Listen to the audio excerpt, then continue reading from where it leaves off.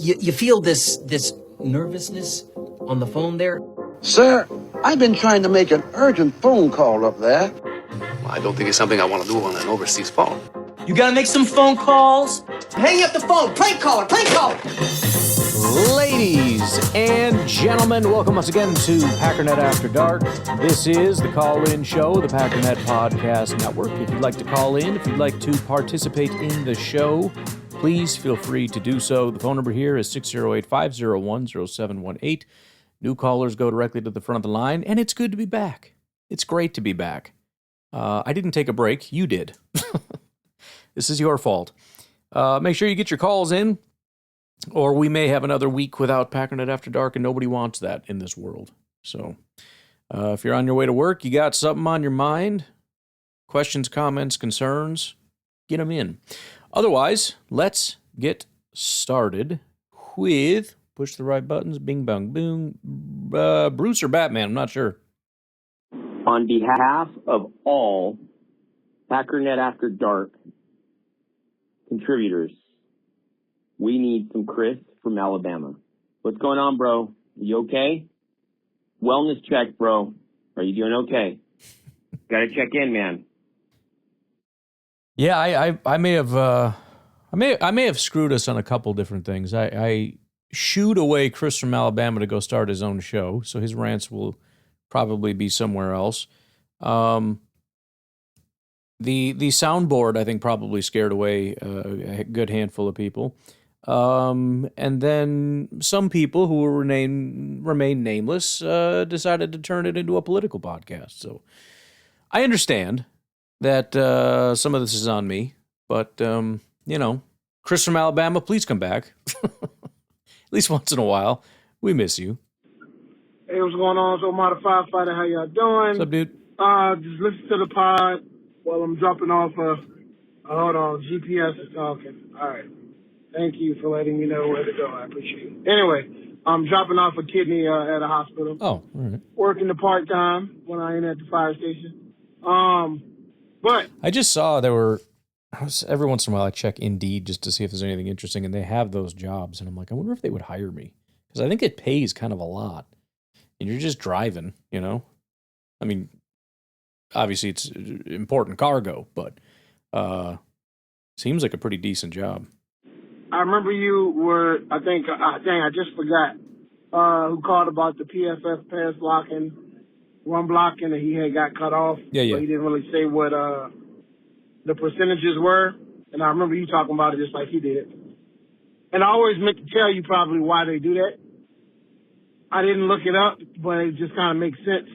So like a run block, and you could tell if the person did a good job or a bad job run block. Like he either missed the block or he got it in a way and moved the person, or like you can tell, right?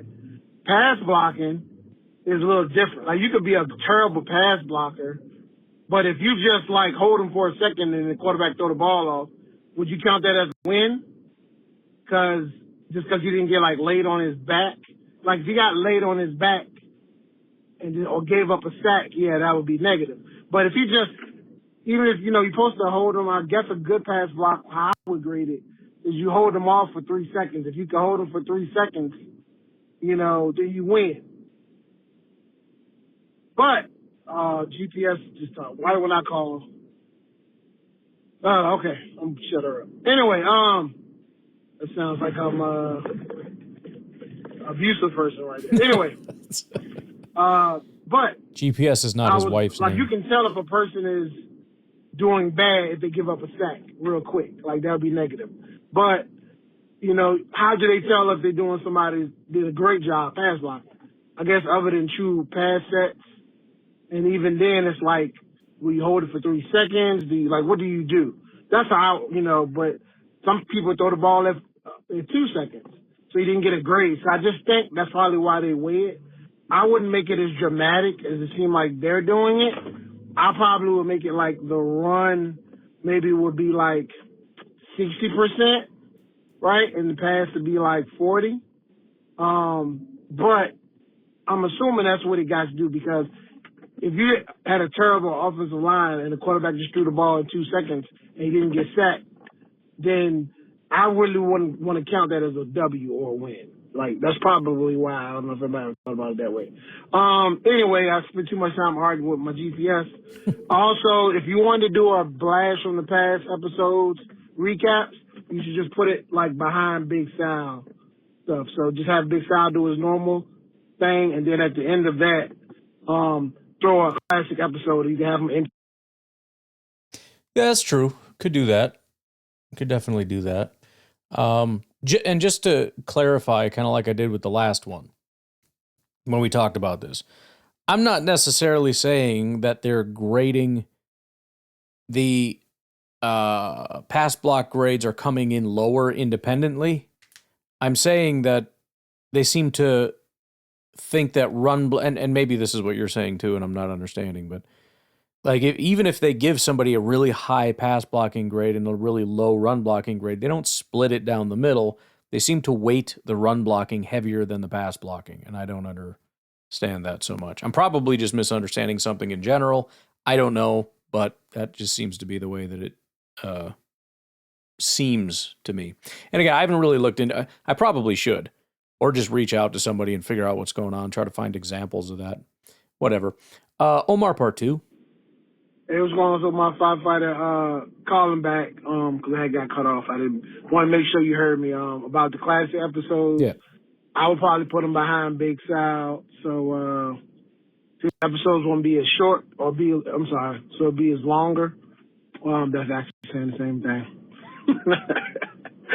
But just have him intro like after his normal little rant or conversation, then he can switch to the intro and give a little update on this episode about, this week or whatever. That would be a good way where you don't have to make a new episode, because I don't know if you want to make a new show just for that. I don't know how popular it is. But that would be just something that if somebody wanted to listen to, keep listening to it. And if not, when Sal finishes, they can just switch to the other thing. But also they give you some more ads for Big Sal. You think about it that way. What else I can say? Oh yeah, as far as the soundboard, I'm sorry, I'm one of the few people that's not super big on the soundboard. I don't hate it, but it's just kind of like a little bit of a whatever thing, but it could get annoying. So again, but I'm not hating on if you want to do it sparingly. But it did sound like you were a little kid having fun, and since I couldn't do it, I didn't enjoy it. So that's part of me being ahead a little bit. Like if I was able to push the buttons with somebody saying some stuff, I probably would enjoy it more. But since I can't, I'm and that's really, as I said before, that's the unfortunate thing about doing new things. You can't really improve very much. Because you've got the pile of people that listen, and maybe somebody comes in, they're like, oh, this is amazing, and they really like the thing. But when you change something or add something or whatever, you've got two things. You've got somebody there that likes it more, which doesn't do anything really for me. I'm happier that you're happier. But then you have other people who don't like it and could potentially leave. So as a default, I should probably start leaning toward not, which sucks because I like doing things. I like adding and growing and doing more. But it seems like that's probably the way that it goes. You've got some people that are like, wow, this just keeps getting better and better. And then other people that are like, all right, this is too much. I'm done. And again, I'm hoping as far as the shows, it's as simple as I listen to this one, I don't listen to this one. But I'm sure there are some people that get all pissy and are like, I'm not listening to any of them anymore because I'm so mad. I'm mad about more shows. I'm mad about AI. I'm mad about soundboards. I don't know. People get mad about stupid stuff, but that's the way it goes. So I probably will stay away from it. I got it there just, for something, if something pops up. But yeah, I as I was doing it, I'm like, it just feels annoying. And then the first person, so I was going to stop. And then, you guys heard somebody called in and said they liked it. But then I got some negative feedback, and then I just got you, and it's, again, with the default being no, probably just shouldn't do it. So fine. In the middle. But another thing I could say, again, if you want to make a show or make it more special, is you could do Soundboard Saturday. So every episode you do on Saturday of might as well. Nobody listens on the weekend, so it's just who cares. After Dark, it could be using Soundboard. So I make people who enjoy the Soundboard look forward to the Saturday episode. Yeah. You know what I'm saying? Just giving you little ideas, things like that nature. Last and finally, what I try to always do with my calls is do recommendations for shows or movies. Heck yes. Today's recommendation is a show that's on Apple TV called Widow's Bay. It's a horror comedy show, which is kind of confusing because it's played seriously. So, like, they're not trying to be funny, but it's funny. So it's like, that's, to me, like the perfect balance of, like, it's not like Tucker and Dale versus Evil. They were, like, just obnoxiously stupid, dumb. But I still enjoy it. I was a fan of that movie. But this is kind of like something serious happens, but it's also funny at the same time. So highly recommend it. If you got Apple TV, watch it. If you don't, maybe do a trial and watch the whole series. It's out. Go Pack, go. Yeah, unfortunately, I don't have that, and that's the one that I probably never will. It's not like an anti-Apple thing or anything. I just, I've just never really had a need for it. Like we have Paramount Plus because we have Walmart Plus or whatever it's called, so that comes free. We have other things because we need other things or want to watch other things. Apple, although I will say, and I'm sure I'll never be able to convince my wife because enough is enough. We already got rid of Netflix because it's like, eh. But then once you get rid of it, then it's like, oh, but I really like, I like rewatching like Breaking Bad and then going into the Saul and all the movies and stuff. It's like a several month project to get through it all, but sometimes I miss that. But there's been a couple shows that people have talked about that are like, this is the best thing out there right now, and it ends up being on Apple. But I just don't think I'm unfortunately ever going to get. Seems like a lot of people have. I guess there's probably a lot of Apple people out there. We are generally more Android oriented, so our kids have Apple iPads for school, which is supposed to be for school. Of course, they got stupid games on it now. It's basically the Roblox iPads. But aside from that, we don't have Apple really anything. So I don't know. If they keep pumping out high quality stuff, we may have to have some conversations and maybe try to get rid of Peacock or some other stuff. I don't know. But appreciate the recommendation. I was going to ask too. There's one thing I've noticed YouTube is starting pushing a lot of movies over to me, which is kind of exciting. And there's one, I think I got rid of it. Don't play it, please. Quiet. Every time it keeps popping up. It's called Nefarious. It's a horror movie from 2023. I don't know. It's drawing me in. I got to watch it. But if you've seen it, I've been staring at it. I've had the tab up for like a week and a half. I don't know if I'm ever going to end up watching it. So by the time, if you wanted to call it in and let me know, I probably still will have not watched it by that point. But all right, we'll take a break. We got Omar on the other side. Hey, what's going on? So my firefighter, how y'all doing? I had to call back one more time since I took a little mini break. So I hit you with the 3 for 3. But what I would do, because I meant to mention this earlier, but I was talking about other stuff, was I wouldn't pay Wyatt at all, because I don't think he's been showing out like he should as a first-round pick. Plus, he's going to be older. If they did, it'd be like a 1 year, maybe extension. But I just don't. He ain't coming off an injury, and I just don't think it's worth it. What I would, and also, I know you wanted to draft some people, but I remember you saying earlier, and probably could look this up, that a lot of draft and defensive tackles don't work out. Yeah. Usually it's like more free agent pickups work out better. What I would do is not re-sign him and then just spend that money that you would have cost to re-sign him and pick up somebody in free agency.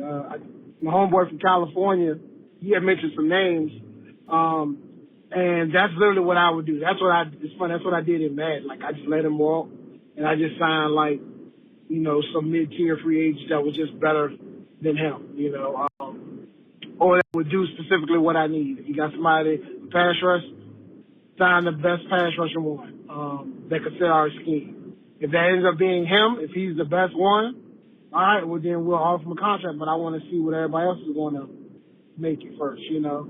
And if somebody gives us more money, so be it. But I know, you know, for that year or two, I don't think it's worth the amount of money he's going to be costing us. So I would pick up somebody who like will blow up, like out of nowhere. Like I forgot the dude on the Eagles.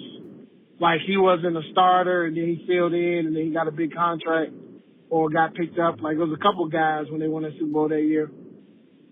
Just pick up somebody like that maybe like came out of nowhere.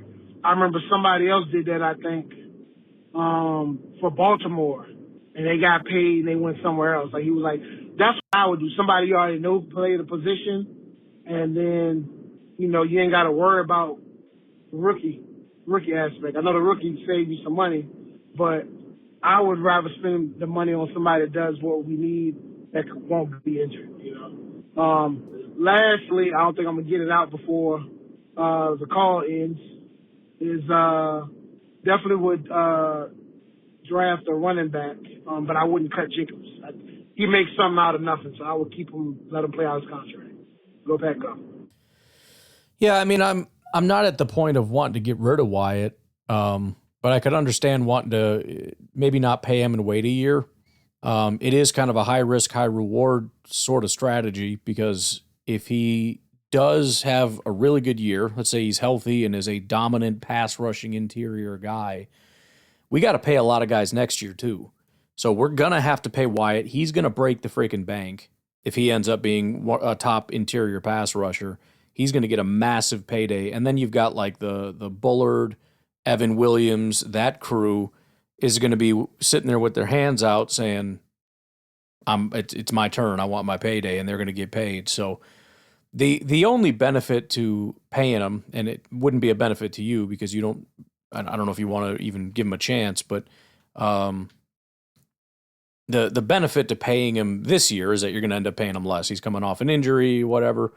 So it's just kind of a question of how you think it's going to, first of all, if you're kind of more of your mind of where it's like, I just, at this point, I don't want him at all. He's going to have to prove something. And, or you're not worried about, hey, you're not worried about the money situation. Whereas, look, if you can do it, if you can prove it, then I have no problem paying you. Generally, that's my disposition, but we're paying so many people right now. We're kind of challenging what I've said about, there's always the money or whatever. So, if you're not worried about that, then yeah, waiting I think would make sense. But again, it's a little bit of a high risk, high reward strategy. It probably does make sense. We've gotten bit quite a bit as far as, just paying guys, especially guys coming off injury, defensive tackles with, Kenny got paid and he was never really that dude after that. And it just seems like just freaking everybody that happens to us. So I don't know. I don't know. I wouldn't be surprised if they decide to wait and see what happens. I wouldn't be massively surprised if they paid him either. There's really no scenario right now. This is, put it this way, it's not one of those things either way where I'm going to look at this and go, that was stupid. Now, if they pay him this year and he, resets the defensive tackle market, I might have some questions, but I don't really see that happening. So, whatever. I like Wyatt. I get the frustration. I think for some people, I would put him with where I put a lot of people with Rashawn Gary and Lucas Van Ness and all these other guys where I do think, at least to some degree, they're underrated. I'm telling on myself here. But I can understand the frustration. He hasn't, largely due to injury, same with Van Ness. I think if they were healthy, they would have shown out more. Maybe not Van Ness as much because he wasn't getting as many sacks compared to how much pressures and whatnot he was getting. But I mean, he was still a good player. I was just watching that stupid frickin' Bears-Packers playoff game. Again, it was a video that I might talk about on the podcast in 2 days. We'll see. But anywho, I was just watching that, and Van Ness gets in the backfield, gets a strip sack. They recovered it, but it's like, I don't know. We just, as I'll be talking about a little bit tomorrow, there's certain things we just choose not to remember or whatever, confirmation bias type stuff. But he was, anyways. This isn't a Van Ness thing. I like Wyatt. I do wish he was a little better. As far, let's put it this way, and you can say the same thing for Van Ness if you want, although I think I heard somebody, I don't know if it was the ESPN crew or what, but there was having some kind of a discussion about, I don't think it was, I think I remember who it was now, about, given his status for Van Ness, like where he was drafted, has he been good enough? Well, are we blaming him, first and foremost, number one, for injuries? And are we blaming him for being drafted behind two starters?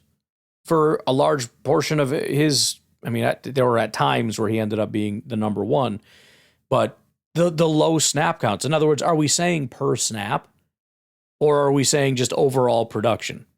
Because I find that to be a little unfair if you get drafted to a team that already has starters and you get put behind them, similar to Rashawn, and probably why a lot of people didn't respect him as much, even though he was kind of similar to Van Ness, where he was getting pretty good stats his first couple of years, but he was the number 3. So it was only if you look at it on a per snap basis. It's one of those things with these guys where unfortunately you have to dig, and nobody wants to dig. If you're a first-round pick, I shouldn't have to pick a dig. It should just be put right in front of my face and obvious. But whatever. I understand. If you had just said, what is the ceiling for a guy like Wyatt? His ceiling is freaking sky high. Absolutely sky high with his athleticism and his pass rush ability. I do think he's a well above average pass rusher, and I look forward to seeing that for a full year. But, again, I think it the potential. I want to choose my words carefully because again he's also been somewhat limited for different reasons or whatever, but man the potential I could understand people I guess being a little bit frustrated that it's not just in their face, and part of the frustration that I have I think is whether a player is good or not, a lot of times has to do with whether the national sports media affirms your player, and nobody's talking about Devonte Wyatt.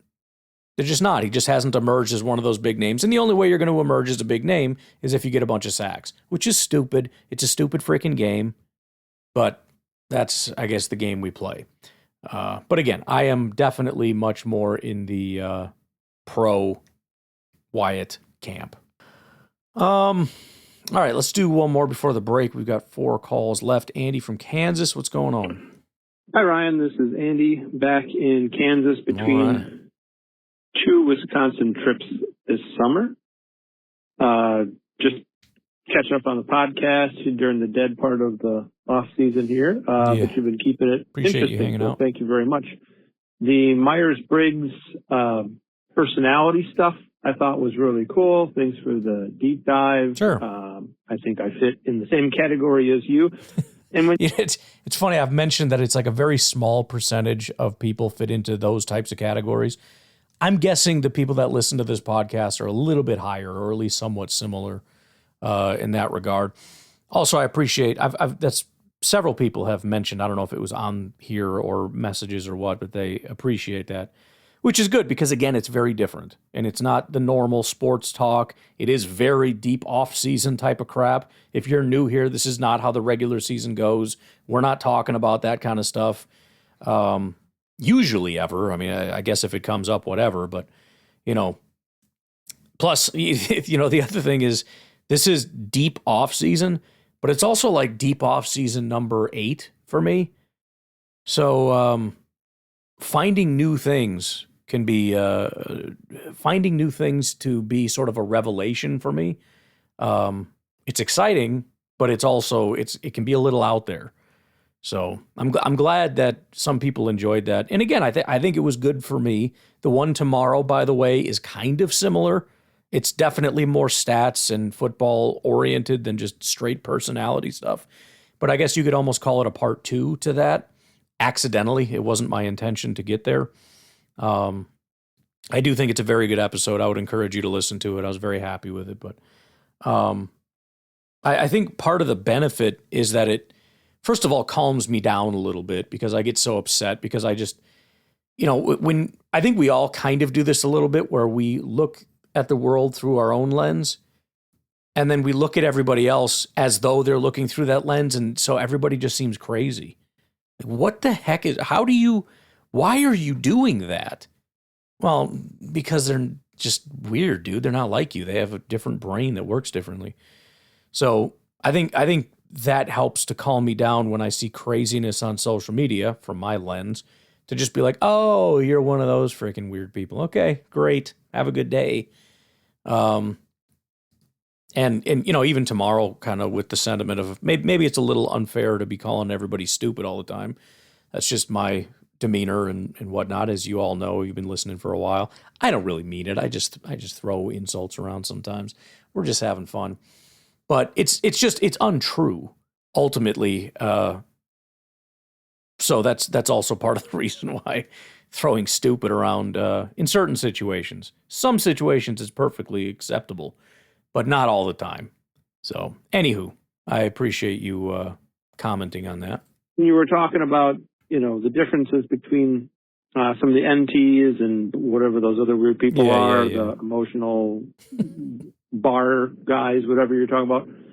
Belly to the bar or something. Well, maybe only one comes to mind.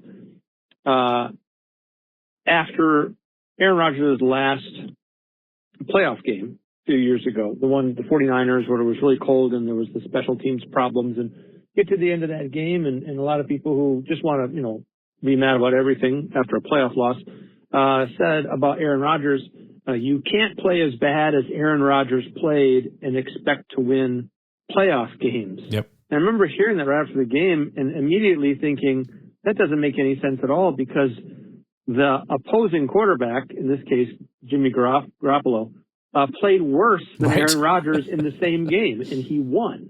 So that is, and it does fit in very nicely with tomorrow's podcast, but that is why you cannot trust your own brain. Like you can't trust your own mind to overcome the emotion of the football game. You can't trust your memory and your mental faculties to be strong enough to overcome your emotions. And I understand after a loss, we're all just screaming nonsense. We all do it. I do it. Even us INTJs over here, like me and Andy, we probably, I can't really speak for Andy, but it's an emotional thing. But, our emotions are stupid. So that's the problem with taking those emotions and then running to social media and saying, here's what I think, because your emotions are the ones doing the thinking, and that's problematic. Well, that's not true at all, but I'm sure it felt like that was true. I always like to ask people, what was Aaron Rodgers' worst playoff performance? And it happens to be the 2010 NFC Championship game, which we actually won. Right. So just some of these, the quarterback has to play well in the playoffs, otherwise they won't win. Well, and it also just goes to, as you know, it's a luck thing. It's a luck thing. We very easily could have lost that game because of how poorly, not only him, but several people played. I mean, that was a close game. They had their backup come in, and we almost lost. Like, it started getting scary there for a minute. We barely won that game. That very easily could have gone south. But the reason we won a Super Bowl there isn't just this one thing. You can't just apply this one thing. You have so many different variables. Somebody does well and somebody does bad, but when somebody does bad, then you have enough good to overcome that. And it's the way the ball, there is so much luck involved. That's why you can't just go into it and say, you can never win with this. It's not true. Or you have to have this to win. Not necessarily. I mean, everything helps. But you also have to assume that every positive thing that you're pointing out, you're going to lose. And you might lose it in the most important game. And so you're going to need something to overcome that loss. And that whether that's a physical loss of a player or just somebody playing poorly or a lack of motivation from these people, those types of things are going to happen. Or, the defense falls apart, you need the offense. The offense falls apart, you need defense. If the special teams falls apart, you need to be able to score touchdowns instead of kicking field goals. You always have to have enough. And that's just why having a better team. I mean, it's kind of obvious why having a better team is better. But when you have a better team, like more universally, as in like not just offense, defense, special teams, but we have a good kicker, a good punter, a good return man, a good quarterback, a good wide receiver, a good running back. Because if things fall apart, you have enough things that are likely to still play at a high level and be able to influence the game. And we had that, especially in 2010. Every time something fell apart, something else stepped in, like with the injuries, but also other things. When the offense couldn't get it done, the defense could get it done. And in other games, we had an offensive blowout, so the offense got the job done. And you see that for every team that wins a Super Bowl. There have things that don't work very well, but they do just enough to find a way to win the game. Not true at all. So a couple of examples from what you were talking about there. I know the Christian Watson contract has been announced and broken down and complained about and exaggerated and whatnot. And then this week, I know it's not the same position, 2 tight ends were extended, Brenton Strange and Kyle Pitts. Brenton Strange got $25 million guaranteed on his 3-year extension. Overall, less than Christian Watson, but in a 3-year period, not a 4-year period. His career stats, he has fewer than 100 catches and fewer than 1,000 yards in his entire career, and he's still got $25 million. Kyle Pitts, $36 million guaranteed. I know these are tight ends and not wide receivers, but it kind of proves my point. People are willing to give, mid-20s to mid-30s guaranteed to tight ends. Sure. Wide receiver is way more important than that. Anyway, thanks. Bye. Yeah, and it just goes to like we're not understanding the numbers correctly. And again, this will go somewhat to tomorrow's I didn't mention it specifically, but tomorrow's podcast, as far as just not trusting your own memory with a lot of this stuff. When we look at a contract and we see the numbers, we're not understanding what we're looking at. We're using our memory to remind us, and we hear the numbers 30 million, 40 million. And it's just like, that's unbelievable how much money. Who cares how much money? We have to start thinking in terms of percentages. And I know that's maybe not the way a lot of people do it, and it's just whatever, but you're just going to be wrong and shocked and angry all the time if you just continue to think that it's something that it's not.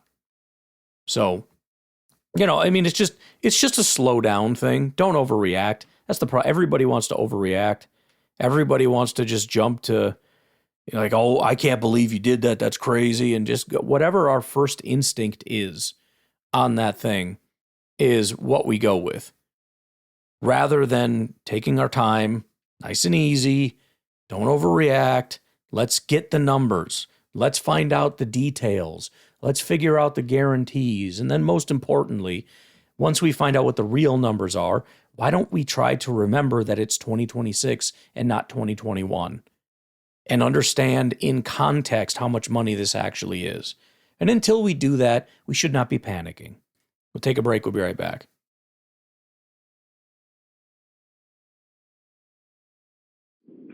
What up, Pack Daddy? What's up, dude? Bruce. Listen to your last pod on the differential and the defense.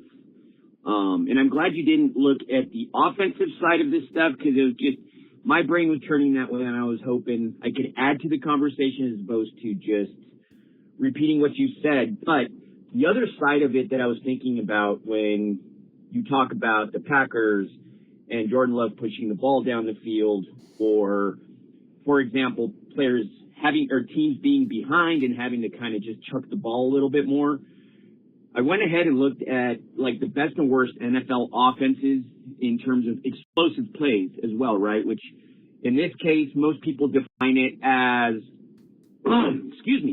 a pass play of over 20 yards or a run play of over 10 yards. Yeah. And kind of a combination of both, that type of stuff. But anyway, guess who's number one in explosive plays? Which includes yards per play, points per play and drive, explosive play rate, and like a conversion, like a down-to-down conversion rate. And it is Matthew Stafford and the Rams. Mm-hmm. So there is another component to the comparison between Stafford and Love. And you mentioned the stats already on the previous pod. People should go listen to it. But either way, the Rams are number one. Then it's the Bills. Then it's the Patriots. And then it's the Packers. So, I mean, that's Well, and what's kind of interesting about that, if you listed whatever it was, the first 3 or 4 before the Packers, everybody would, like that just feels right. Yes, the Rams are explosive. Of course they are. The Bills have been explosive for what feels like 5 years. They just chuck it down the field 24/7. I forget the other teams you mentioned, but New England. I mean, that's obviously a new thing, so I don't know, but nobody would be surprised by that.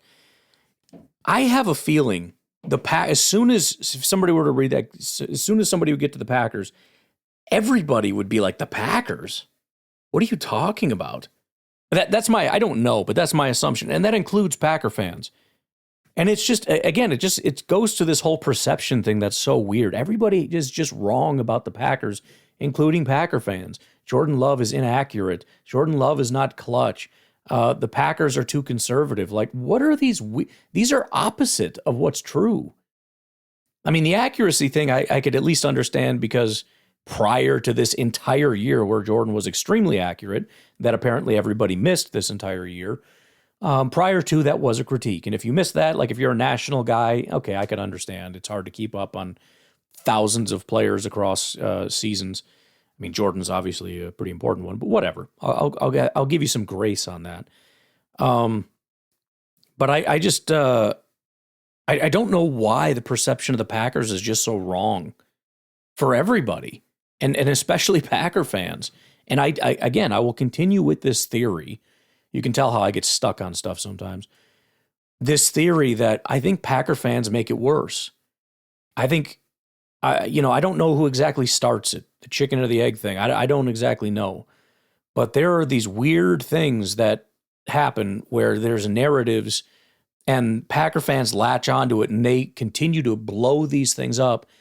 And yeah, I mean, if you're a part of it, it's like, as a Bears fan, why would you not believe it?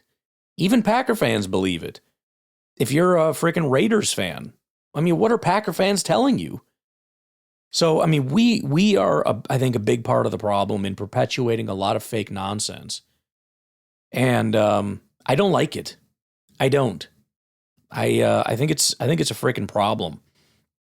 I think we should be hyping this team as much as is humanly possible, and that doesn't mean you have to lie. There are plenty of positive things to hype. And again, as I talk about tomorrow, if you want to be negative, fine, but you can be incorrect and positive if you want. I don't care. I'm not going to yell at you. You cannot trash this team with false information. Unless you have dug in deep, like I have this feeling and I did the research and this is a problem. Unless you've done that, I am going to request kindly and politely that you shut your stupid mouth.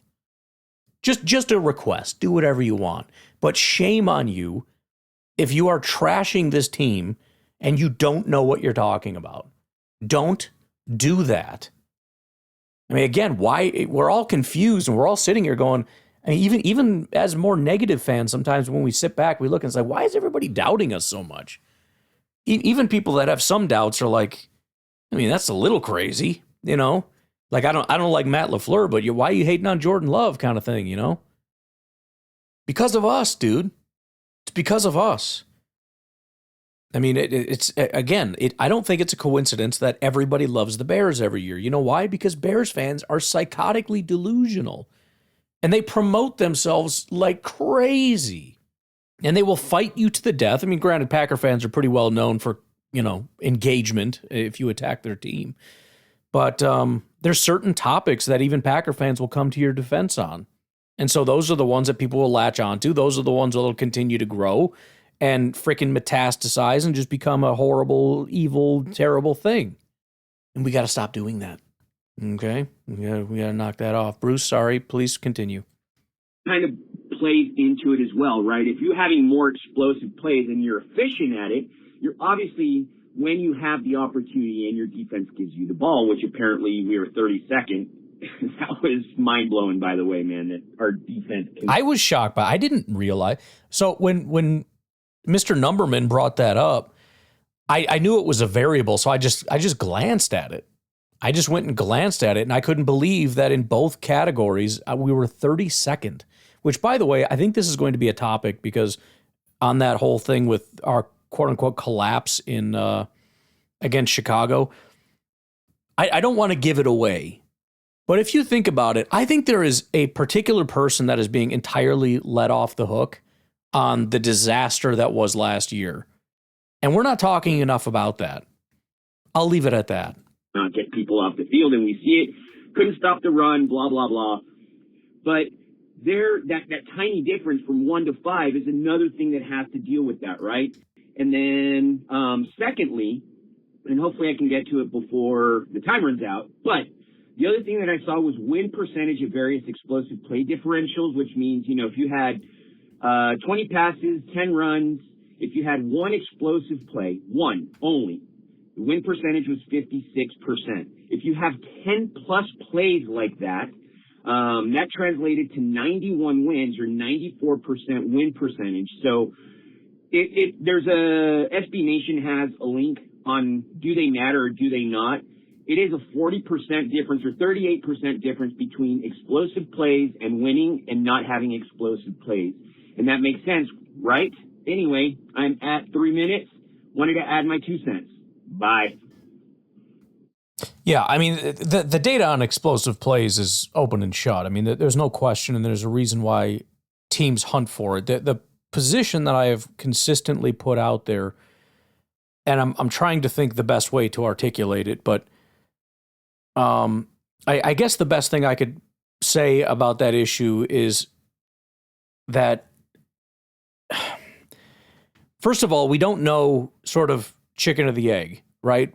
Is it that explosive teams are more likely to succeed, or is it teams, or is it success? You're more likely to be successful if you have more explosive. I mean, it doesn't kind of matter, but it kind of does, because here I guess is the point. If you're a very, very good offense, you're going to be more explosive because you're just successful overall. But leaving that aside, because that's not the more interesting part of this, in my opinion. The more interesting part of this is there's a difference between being explosive and chasing explosive plays, right? So, for example, if me and you, Bruce, and Andy and Omar and Nico and TJ from Alabama and Beer Cheese Benny and Daniel from California and Garrett from Southern Illinois, and Uncle Rico and Bramble. That's the 11. If we got together, I counted. If we got together and formed a football team, if we tried to do explosive plays every play in the NFL, we would suck. Because trying to be explosive and being explosive are very different things, right? Obviously. So I guess what annoys me a lot of the time is what I see from, and this goes back, I talk about this all the time, goes back to McCarthy and Rodgers, where it would be 4th and 1, and McCarthy and Rodgers would throw 20-yard passes that would be incomplete. They would do that 3 times in a game. I'm ready to put my freaking foot through a wall, throw my TV into my neighbor's face who I've never met before, but just because I want to destroy beautiful things. I'm talking about my TV neighbor. I don't know. But I don't know why I said that. Just I hope they don't listen to my podcast. But it's the most frustrating thing. And then what happens? They go to the podium and say, we need to be more explosive.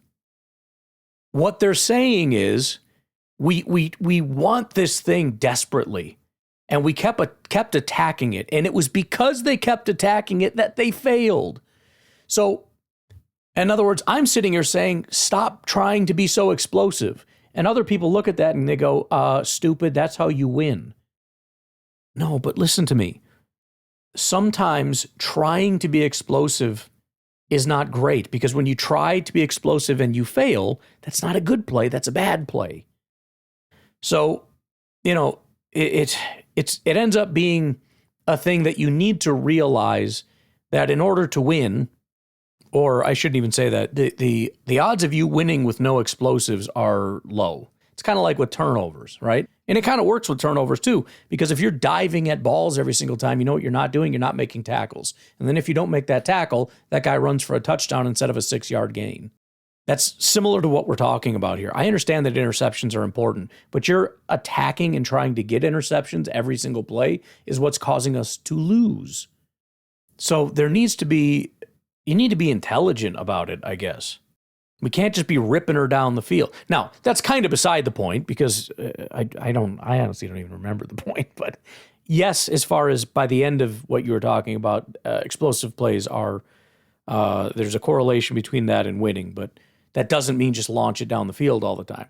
The other part of it, the fact that the Packers are extremely explosive is also another part of this where we don't even know our own team. It's crazy, the narrative, even by Packer fans around this team.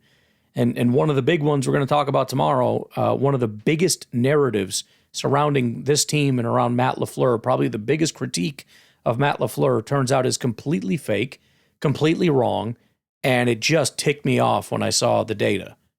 It's like everything we think we know about this team is exactly backwards.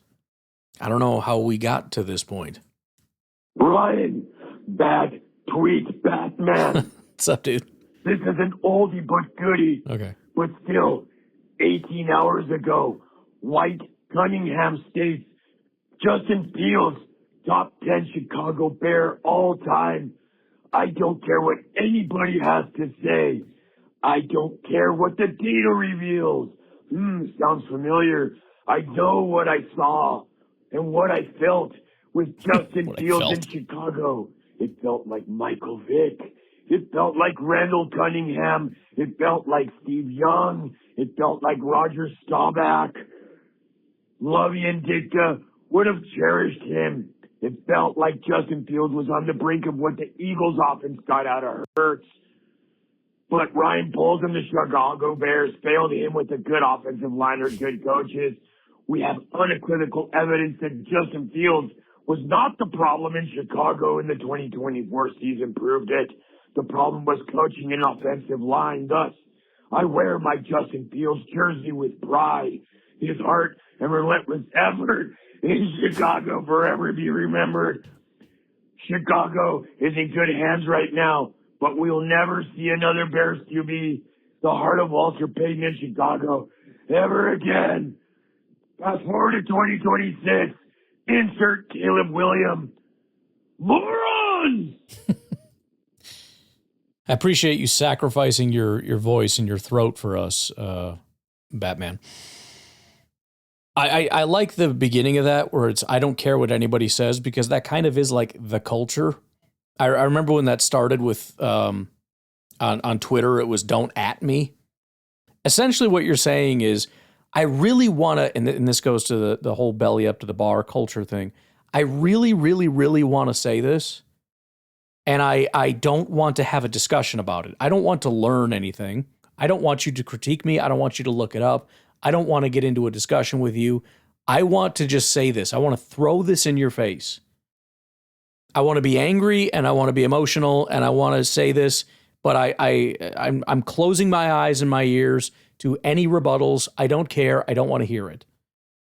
It's just I don't know. I fan how you want to fan, but whatever you want to say from a standpoint of virtue, maybe, I don't think that's the best way to go about things. I don't think that that's the most conducive to a healthy being. Let's just say, leave it at that. I don't think it's healthy for you to be doing that. We do have TJ from Alabama, but I'll tell you what, we're going to hold on to that because we're doing pretty good on time. We officially have one call. I don't like to do this. I don't want to do this, but I'm going to do this, okay? I'm begging you to call in, all right? I'm not begging you for money. For once, I'm not asking you to do anything. Patreon.com/Pack_Daddy. You can subscribe for free. I'm still working on, I was working like an entire day on trying to figure out, it's just such a pain because then there's like registration and everything, and that does cost money. And it's like, man, I have so many different websites right now. and you have to pay for storage for people to sign up. And we could do it where you don't have to sign up, but then everyone's just kind of using the same thing. You can't like favorite things or whatever. And it's like, I don't know. I don't want to do that. But I'm working on having a special place for my patrons to go and hang out. The number one thing I want to have is all the music, like a radio player, kind of like, I don't know, iTunes music or whatever it's called, Spotify. But it's all the songs. We have like 150 songs, I think, something like that. It's kind of crazy that we've made over this period of time. But to be able to have that, shuffle that, save your favorites, and I even would like to have a place where you could, first of all, it'd be good for me to find out which ones you guys like the most. To maybe have a place where you could recommend like what song you'd like to hear, which I guess you wouldn't care if you could listen to it whenever, but just to give me an idea of which ones you like. But also recommendations for songs I thought would be cool. You could do that anytime you want, by the way. But just to have a thing on there to be like, I think, a blues song, do a Led Zeppelin song about frickin' Johnny Unitas. I don't frickin' know. Whatever. I don't care.